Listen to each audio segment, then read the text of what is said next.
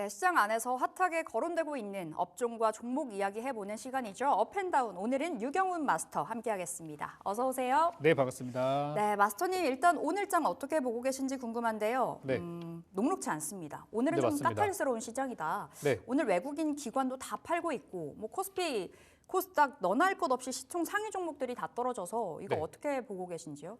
지난주까지 우리가 좀 올랐던 부분이 있었어요. 분명히 아시아 국가들 대비해서도 한국이 네. 좀 좋았었는데 그거에 따른 뭐 후폭풍이라고 생각이 듭니다.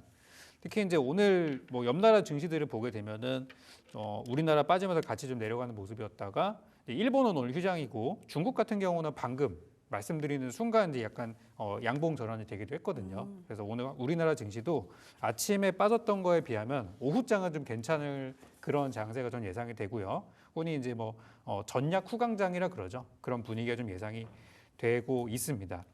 일단 우리나라 증시가 지난주까지 괜찮았던 거는 이제 CES 약발 때문에 CES가 기술주 이벤트다 보니까 그것 때문에 좀 올랐다고 볼 수 있겠고 그게 이제 일정이 지나갔어요. 지나가면서 이번 CES에서 우리나라 기업들이 뭐 두각을 드러낸 것도 있었지만 사실 가장 임팩트가 컸던 거는 중국 기업들이 굉장히 크게 치고 올라오고 있다. 이런 게 또 주목이 되다 보니까 한국 관련 기업들은 일단 지금은 더 이상 이제 올라가는 힘이 좀 떨어졌다고 볼 수 있겠습니다.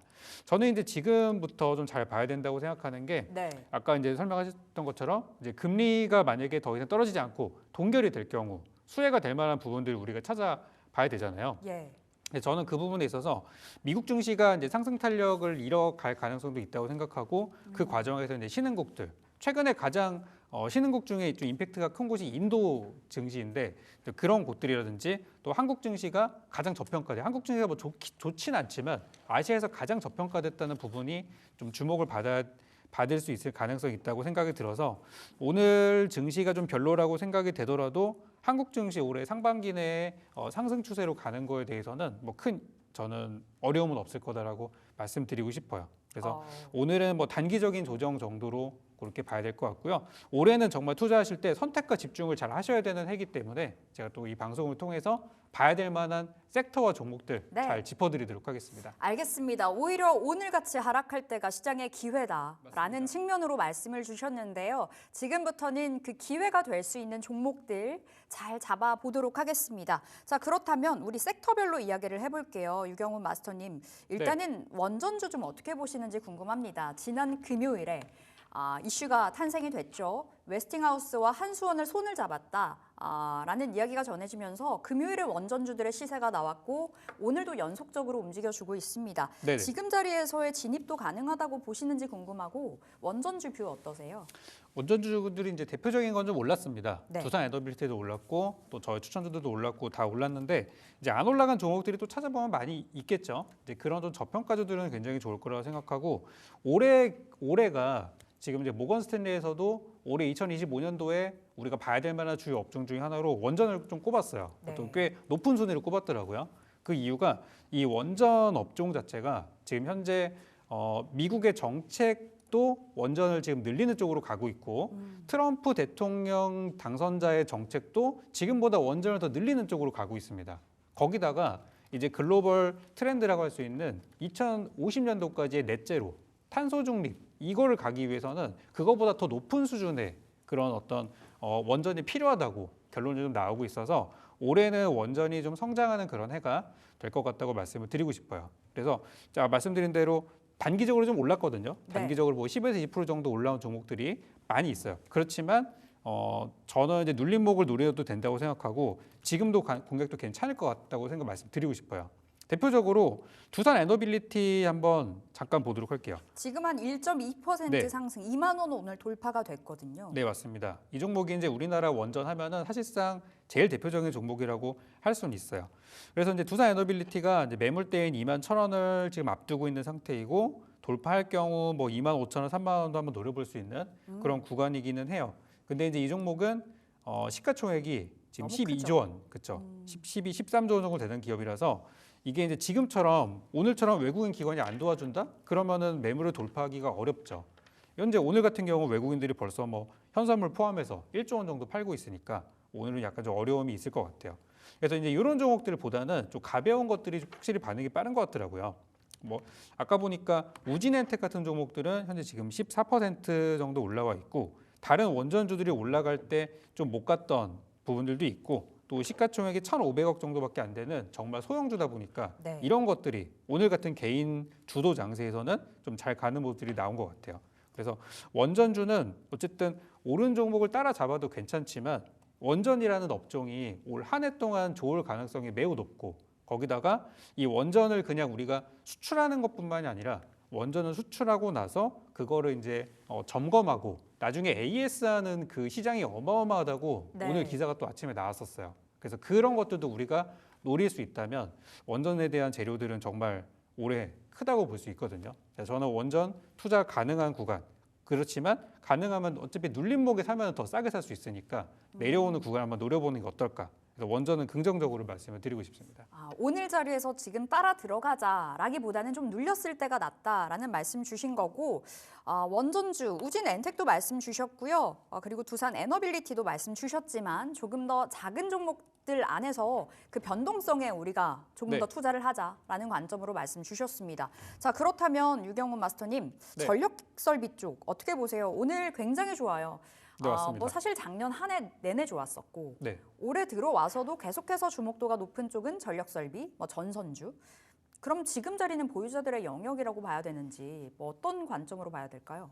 이게 전력 설비라는 게 사실 이게 1차 산업이다 보니까 네. 그동안 인기가 좀 없었어요. 근데 전력 설비가 잘 나가게 된 이유가 바로 이제 인공지능, AI로 인한 전력 설비들이 많이 필요하게 되면서 실제로 그게 숫자로 증명이 된 게 2024년도 한 해 동안의 일입니다. 그래서 실적들이 대부분 역대 사상 최대치를 기록한 기업들이 지금 막 넘쳐나고 있는 상태이고 실제 이번에 연말 연휴 막 크리스마스 이때도 관련 기업들은 정말 일손이 없어가지고 수출 물량을 정말 대기 위해서 막 그랬다는 얘기들을 하더라고요. 그래서 전력 설비주들이 이제 실적이 잘 나왔던 거는 이미 지난 해부터 우리가 확인할 수 있었던 부분이고 그런 것들이 증시에 사실 많이 반영이 돼 있기는 해요. 작년에 아시겠지만 우리 지수가 떨어질 때 전력 설비주만 우상향을 했어요. 네. 그러니까 미국 주식이랑 똑같이 갔던 게 이쪽이거든요. 그래서 지금도 그 분위기에 이어지고는 있어요. 근데 이제 대표적인 종목이라고 할 수 있는 것들을 보면은 이미 좀 많이 올라간 게 아닌가 싶어요. 효성중공업 같은 종목이 그 전력 설비, 전력망 관련해서 좀 실적이 많이 좋았던 종목이잖아요. 효성중공업이 보면은 작년 1월 달에 거의 15만 원짜리가 작년에 50만 원을 돌파할 정도로 네. 정말 큰 상승을 보였고 그리고 이 상승은 사실 23년도 그때 7만 원, 6만 원대부터 사실 시작한 거란 말이죠. 그러니까 최근에 몇 년 사이에 거의 9배, 10배 가량 상승을 보인 상태라는 걸 생각했을 때 전력 설비의 어떤 주도 종목은 이미 다 저는 반영이 되지 않았나라는 생각을 드리고 싶고 지난 11월 달에 고점을 돌파했을 때 그때 올라갔던 이유가 그거거든요. 트럼프 정부가 들어서면 네. 또는 뭐 해리스 정부가 들어서더라도 어떤 대통령이 와도 미국의 이 노후된 전력망 이 업데이트하는 거는 이거는 필수다. 그래가지고 이제 그때 11월 달에 신고가를 기록을 했던 거죠. 근데 그래서 이제 사실 끝났다고 생각을 했는데 이번에 이제 그 뭐 화재라든지 예. 이런 것들이 좀 나오다 보니까 이번에 뭐 캘리포니아 뭐 말이 아니더라고요.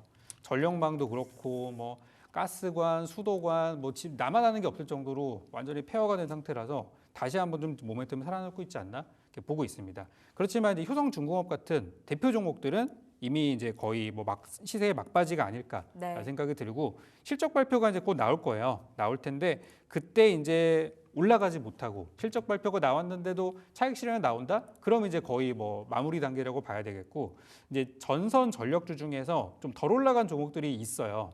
그래서 그런 것들은 제가 이따가 잠시 후에 추천주로 한번 소개해 드릴 테니까 그 부분 한번 참고해 보셨으면 좋겠고 이 재난 쪽이랑 엮여가지고 전력주들이 다시 좋아지고 있는데 이 업종들은 작년에 우리나라 그 대부분 업종 중에서 실적이 잘 나온 업종 쪽에 속하는 부분이라서 네. 지금 우리나라 기업들이 실적이 다 그렇게 좋은 그건 쪽 별로 아니죠. 없잖아요. 그래서 숫자가 확인되는 업종이 얼마 없다 보니까 실적 발표 나올 때까지 또는 일부 종목들이 실적 발표 나오고 이후까지도 저는 상승이 가능할 것 같아요. 그래서 전력 쪽에 있어서는 좀 긍정적으로 보고 있지만 바닥에서 출발하는 종목들이 지금 진짜 많아요. 그쪽에 저는 관심을 좀 가졌으면 그래요? 좋겠습니다. 네. 앞서서 이제 효성중공업도 말씀 주셨고 HD현대일렉트릭도 시세 네. 막바지라고 그럼 좀 맞습니다. 보시는 거죠. 그럼 그쪽도 많이 전력기기 3사 안에서 네. LS 일렉트릭 정도는 접근 가능한 자리라고 보세요? 많이 안 올라갔더라고요. 상대적으로. 이쪽은 이제 한번 갔다가 빠졌다가 이제 다시 한번 이렇게 올라가고 있는 네. 그런 이제 상황인데 최근에 이제 증권가에서 목표가들이 제시가 나온 거를 보니까 이제 사상 최고치를 넘어서 뭐 30만 원까지 목표가가 나오더라고요. 네. 그래서 다시 한번 힘을 내고 있는데 LS 일렉트릭이라면 저는 접근 가능할 것 같아요.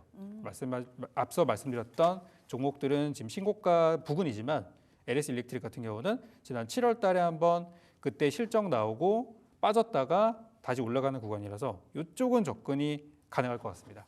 네, LS 일렉트릭 접근 가능하다 말씀 주셨고요. 잠시 후에 우리 빅픽처 자리 옮겼을 때 그때 또 종목 주신다고 하시니까요. 종목 챙겨 가시면 되겠습니다. 자, 우리 세 번째 이야기 나눠볼 텐데 지금 이번 주에만 JP모건 헬스케어 컨퍼런스 있고요. 그리고 미국의 12월 CPI 지수도 발표가 되고요. 여러 가지 이벤트들이 산재하고 있습니다. 네네. 그렇다 보니 이벤트가 많다 보니 1월 효과라는 단어도 좀 탄생을 하면서 계속해서 시장의 기대감을 키우고 있기도 한데 지금 자리에서 볼 수 있는 유망 섹터 어떻게 보세요? 일단 JP모건부터 말씀을 좀 드리자면은 네. 이게 바이오제약 업종 쪽에서 호재는 맞긴 한데 이 JP모건 헬스케어 컨퍼런스 기간 동안에 바이오제약주가 올랐던 적이 사실은 별로 없어요. 대부분 그 이전에 먼저 올라가든지 아니면 JP모건 헬스케어 일정 동안에 이제 많은 어떤 바이어들과의 접촉이 좀 있잖아요. 그 과정에서 어떤 성과들이 발표가 되는 거는 네. 빨라도 뭐 1, 2주, 늦으면 몇 달 뒤 나오기 때문에 보통 이제 그때 올라가는 경우들이 많더라고요. 그래서 이번 주에 바이오제약이 올라가는 거를 기대하시는 거는 저는 오늘 정도 기대할 수 있겠고 나머지부터 이제 차익 실현이 나올 가능성이 높다고 생각이 좀 들더라고요. 그래서 지금은 좀 조심하는 게 좋지 않겠나라고 말씀드리고 싶고 지금 이제 바이오제약 쪽이 이제 뭐 미국에서는 금리 인하가 더 돼야지 수혜가 보는 업종인데 금리 인하가 이제 동결이 될 가능성이 높다. 금리가 네. 지금 이제 금리 인하 확률을 보니까 뭐 한 2, 3% 정도밖에 안 나오더라고요. 사실상 거의 뭐 동결로 보고 있는 상태라서 좀 부정적이라는 시각들도 있어요. 그런데 이게 이제 바이오제약 업종 중에서도 그 우리나라에서 또 수출 비중이 높은 그런 기업들 같은 경우는 그래도 괜찮더라고요. 그러니까 왜냐하면 지금 뭐 환율이라든지 이런 게 높다 보니까 미국발 악재를 어느 정도 상쇄시킬 수 있는 조건이 좀 되는 것 같아요. 그래서 수출이 많은 기업들은 괜찮을 것 같다. 삼성바이오 같은 경우는 지금 수출 비중이 거의 뭐 90%를 넘어가는 기업이에요. 우리나라 내부에서 내수로 먹고 사는 기업이 아니라 수출로 먹고 사는 기업이라서 삼성바이오 굉장히 비싸거든요. 주식이 100만 원이 넘어가는 주식임에도 불구하고 아직도 좀 투자 매력이 좀 있다라고 이런 거는 저는 말씀을 좀 드리고 싶다고 그렇게 네. 드리겠고 아까 이제 또 트럼프 정부 관련해서 또 말씀을 드리자면 다음 주에 들어오죠. 그쵸. 20일자로 이제 취임이 되니까. 일주일 남았습니다. 네. 1월 20일인데 그날에 또 이제 미국은 또 휴장이고 그래서 그쪽에서 관련해서 사실 이제 대부분 업종은 다 올랐어요. 다 올라가지고 지금은 오히려 트럼프 정부 관련주로 먼저 수혜가 돼서 올랐다가 좀 빠져 있는 쪽을 보면 어떨까 싶은데 그쪽에서 제가 관심 갖고 있는 거는 일단 대북주를 좀 먼저 보고 대북주. 있습니다. 네. 최근에 이제 북한과의 교류가 있을 거라는 기대감이 좀 작용을 하고 있고요. 또 최근에 재건주도 좀 움직임이 있었죠. 네. 러시아의 또 푸틴과 대화가 있을 거다. 이런 기대감들이 있다 보니까 대북주, 재건주 그리고 이제 한 가지는 또 암호화폐도 좀 보고 있는데 암호화폐 요즘 분위기가 너무 안 좋아요. 요즘 많이 네. 떨어졌어요. 비트코인 가격 맞습니다. 자체가 좀 출렁이다 보니 우리 네. 시장 안에서도 가상화폐주들의 낙폭이 커지더라고요. 네, 그게 이제 사실 이것도 이제 금리랑 연결이 되다 보니까 네. 이제 위험 자산의 하나로서 좀 매력이 떨어진다라고 볼 수 있는 건데 어쨌든 트럼프 정부가 들어서면서 이제 전격적으로 이제 비트코인 본인이 그랬잖아요. 트럼프 당선자가 나는 비트코인 대통령이다. 네. 얘기했던 것들 때문에 새로운 정책이 나올 거라는 그런 전망들이 또 있어서 저는 암호화폐 시세만큼 암호화폐 관련주가 움직이지는 않았거든요. 그래서 블록체인 관련주나 우리나라 암호화폐 거래소 관련된 종목들 같은 경우는 시세만큼 올라가지 않았기 때문에 그런 것들은 좀 투자 포인트로 보면 좋을 것 같습니다. 두 가지 포인트를 짚어주셨어요. 모멘텀이요. JP모건 헬스케어 컨퍼런스 그리고 트럼프 대통령 당선인의 취임식. 그렇지만 JP모건 헬스케어 컨퍼런스는 좀 변동성에 주의를 해봐야 된다. 그래도 그나마 수출 쪽에 비중이 높은 삼성바이오로직스는 매수 관점 괜찮고요. 그리고 오히려 좀 눌려있을 때 대북주, 그리고 우크라이나 재건주, 그리고 암호화폐 관련주들은 눈길 줘보자 말씀 주셨습니다. 자, 그렇다면 오늘 유경훈 마스터님의 픽 종목 궁금해요. 어떤 종목 챙겨오셨을까요? 오늘 제가 가져온 종목은 이제 다가오는 일정 관련해서 좀 준비했는데 지금 오늘 시장이 안 좋은데도 좀 가는 종목들이 네, 또 있더라고요. 네, 그래서 이제 우주항공, 우주항공 오늘 네. 괜찮더라고요. 네, 그쪽에서 좀 종목들을 준비를 한번 해봤습니다. 네, 우주항공주 안에서 그럼 네. 어떤 종목 가져오셨을까요? 종목 바로 공개하나요? 네, 오늘 제 준비한 종목은 우주항공 쪽에서 이제 저평가주 중에 저평가. 하나를 가져왔는데 원래 한화 에어로스페이스를 준비를 했다가 네. 너무 잘 가는 바람에 이름이 비슷한 이노스페이스라는 종목을 한번 준비를 해봤습니다. 이노스페이스. 네, 맞습니다. 이노스페이스는 오늘 자리에서 지금은 한 3%대 상승이고 네, 오늘 한 5%까지 시세 키우기도 했었네요. 네, 맞습니다. 이게 재료가 다 있어요. 보니까 일단 이 우주항공 업종을 먼저 말씀을 드리자면 지금 이제 여야가 정치적으로 굉장히 혼란스러운 상황이잖아요. 그래서 이제 예산안 때문에 작년에 문제가 많았었죠.